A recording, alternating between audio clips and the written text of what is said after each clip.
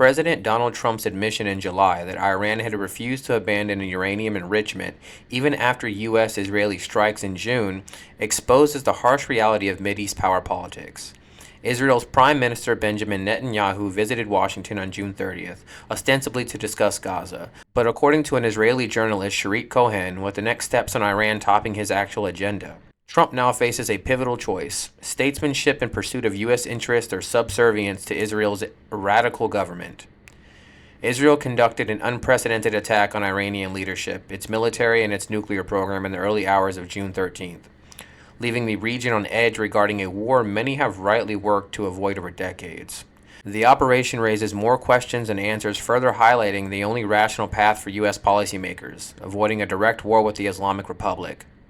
The recent strikes were meant to cripple Iran's nuclear ambitions. Instead, they proved the limits of coercion. Satellite imagery shows Iran rebuilding its bombed Fordow facility, and Tehran has suspended cooperation with the International Atomic Energy Agency. Far from surrendering, Tehran has struck notes of defiance, and the Iranian people have rallied around the flag, with public opinion now favoring weaponization as the ultimate deterrent against future attacks. A marginal stance before the strikes. In other words, the hoped-for benefit failed to materialize, though the predictable costs came to pass: a destabilized Middle East and a distracted America, forced to choose between arming Israel or Ukraine amid congressional budget fights. Israeli officials claim to have hit over 300 targets across Iran via airstrikes, drones, and numerous clandestine operations within the country. Those targets include major Iranian nuclear facilities like the Natanz enrichment site, multiple nuclear scientists, and leading figures in the Iranian government and military. Israel announced that military operations would last multiple days. Reports suggest that Israel assassinated the head of the powerful Islamic Revolutionary Guard Group's IRGC, Hossein Salami, Chief of Staff of the General Command Ali Bagheri, and additional General Command officers. Ali Shamkhani, direct aide to Supreme Leader Ayatollah Ali Khamenei, also died from his injuries. Ironically, Washington continued to call on Tehran to attend scheduled nuclear negotiations. U.S. President Donald Trump boasted about his apparent knowledge of the Israeli operation, reminding the Islamic Republic of a credible use of force. Iranian officials called off the talks. Tehran opted to launch multiple waves of attacks at Israel in what could become a dangerous escalatory spiral. Yet opportunities for peace with Iran and stability in the Middle East remain. A revived nuclear deal, even an interim accord, could reinstate inspections, cap uranium enrichment, and engineer creative solutions for the reportedly missing 60% enriched uranium from Fordow, possibly by transferring it to Russia. In fact, Trump has consistently seen Moscow as a potential partner in resolving the Iranian standoff, a topic that regularly arises in his calls with Vladimir Putin. Meanwhile, back-channel talks through Oman suggest renewed U.S.-Iran diplomacy may be possible, with U.S. envoy Steve Witkoff reportedly meeting Iran's Foreign Minister Abbas Araghchi in Oslo. In an interview with American journalist Tucker Carlson that aired in July, Iran's President Masoud Pezeshkian reaffirmed Tehran's readiness to resume talks with Washington. Whether or not U.S.-Iran nuclear negotiations continue or restart remain to be seen. Trump is wise to publicly push diplomacy amid an incredibly unstable and unpredictable situation, but he is doing so in a way that directly ties Washington to Tel Aviv's attack. Worst, it poisons the well from the beginning, highlighting to an already skeptical Tehran that his administration cannot be trusted. Enter Netanyahu. The Israeli leader's maximalist demands have complicated diplomacy, and the White House's adoption of some of those demands as its own has put a nuclear deal beyond reach. Netanyahu desires not just an end to Iran's civilian nuclear energy program, but the dismantling of its missile arsenal and, ultimately, all conventional defenses, ensuring Israel can dominate and bomb Iran at will, as it does in Lebanon and Syria in pursuit of regional hegemony. One reason U.S.-Iran diplomacy has faltered is that Trump started pushing for zero enrichment on Iranian soil, a non-starter for Tehran. The Islamic Republic will also resist any efforts to dismantle its conventional military deterrent. For a small nation dependent on outside help, these ambitions may sound delusional, but they have proven politically advantageous for Netanyahu and his messianic extremist coalition. The Iran war reversed the decline in Netanyahu's popularity. Polls from Israel's Ma'ariv newspaper shows his Likud party regaining its position as the country's most popular political force, rising to 27 seats in the parliament if the elections were to be celebrated now, compared to 13 according to a pre-war poll. At the same time, the party of his right-wing rival, Naftali Bennett, dropped from projected 27 seats to 24. Civilian casualties from Iranian retaliatory strikes, 29 dead and thousands wounded, have only reinforced the siege mentality among Netanyahu's allies.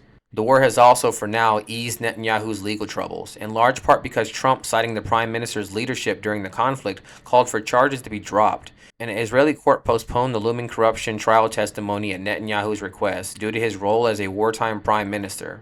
The surest way for Netanyahu to secure Israel's regional dominance and consolidate his political gains is to resume hostilities with Iran. But Israel, a densely packed country of 9.8 million people with no strategic depth, cannot on its own sustain a prolonged conflict with a nation 10 times its population. Leaked documents reviewed by The Telegraph revealed that the damage from Iran's retaliatory strikes was worse than officially acknowledged. Israeli military censorship had kept hidden the full extent of Iran's tactical successes, but the data shows 5 military bases hit in 12 days, with missile defenses strained to their limits. Unlike Iran's vast geography, Israel's concentrated population and infrastructure, including the Dimona nuclear facility, make it uniquely vulnerable to escalation. This is why Netanyahu needs to entangle Trump in his war. Israel cannot fight Iran without the support of its superpower patron. Trump must avoid this trap. Crucially, he has already shown reluctancy to fully indulge Netanyahu's escalatory plans. During Israel's 12-day war with Iran, the administration authorized limited strikes on Fordow, reportedly with prior warning to Tehran, demonstrating resolve while deliberately avoiding the full-scale U.S. war that Netanyahu sought. This calibrated approach blocked Israel's push for deep U.S. military involvement and avoided triggering a regional conflagration. This dynamic is why any decision to latch onto Israel at the moment is ultimately foolish. Reinforcing that conclusion puts U.S. troops in harm's way and risks drawing Washington into a conflict with Tehran, the opposite of a core U.S. national interest. It also contradicts the U.S. public, who for years have rejected new Middle East wars. Trump has strong political incentive to hold firm in his pragmatism.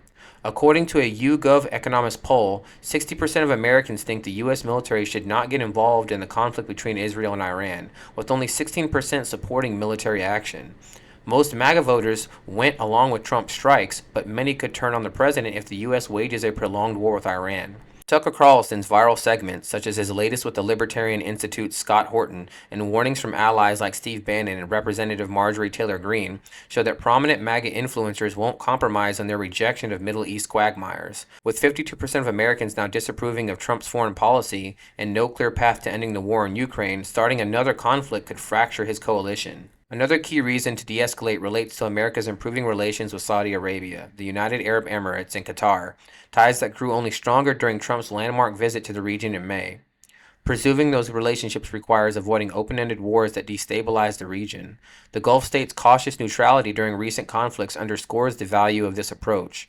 Some argue that Tehran is disinterested in a wider conflict it knows it will lose. While that is certainly a possibility given Iranian officials care first and foremost about regime survival, it is not rooted in guarantees. Rather, it risks misinterpreting the Islamic Republic's aggressive behavior, particularly when attacked or faced with existential threats. That reality is particularly important when considering the personal dynamics at play among Iranian leadership. Iran's senior leaders have together held prominent positions for decades, going back to the 1979 revolution and its defining 1980s war with Iraq, the latter of which impressed a siege mentality upon much of Iranian society. Officials should be concerned about personal dynamics and past traumas coming to the fore given Israel's ongoing threat and Iran's losses, as the assassination of former IRGC force head Qasem Soleimani highlights. Ultimately, U.S. officials must consider the risks associated with these unknowns, especially given Washington's close relationship with Israel. Government handles a portfolio of risk, in which citizen security is paramount. Risking U.S. lives on a hunch that Iran will target them, all backed by a supposed partner's unprecedented military operations this administration seems disinterested in reining in, is extremely poor management of that risk. In this regard, it is critical to highlight that the United States cannot be drawn into a conflict that it has already participated in for years. Israel's strikes on Iran are the direct result of U.S. backing diplomatically and militarily, which lowered Israeli perceptions of cost and perceived risks of an assault on a country substantially larger than itself. This constitutes a classic moral hazard common across U.S. bilateral relationships with partner states in the region. Herein lies the key to preventing a broader conflict, a real possibility should both parties continue to climb the escalatory ladder. Just as Washington has the capacity to embolden Tel Aviv, it also has the influence to hold it back. The Trump administration failed to properly restrain Netanyahu, a political choice shared with former President Joe Biden and numerous previous administrations, but it can still right the ship. Trump must not join the conflict. His administration should not lean into escalatory rhetoric. It must not empower Israel to continue its attacks on Iran, effectively the latest iteration of the already failed maximum pressure strategy of Trump's first term. Chasing Netanyahu's fantasies would also divert resources from the defining challenge, countering China, America's only peer competitor. A diplomatic deal with Iran would free up political and military capital for the strategic pivot to Asia that Washington has failed to execute since the Barack Obama administration. Moving forward, Trump should reject Netanyahu's push for deeper U.S. involvement in Israel's war on Iran. Instead, he should intensify back-channel diplomacy through Oman and other mediators, including possibly Russia. The contrast between the interests of the two leaders is stark. Netanyahu needs war to survive politically, while Trump needs peace to fulfill his America First campaign promises. The latter's pragmatism has prevented worse escalation before, and it motivated him to keep U.S. strikes on Iran restricted to a specific mission, however ill-conceived. Now is the time to cement that restraint.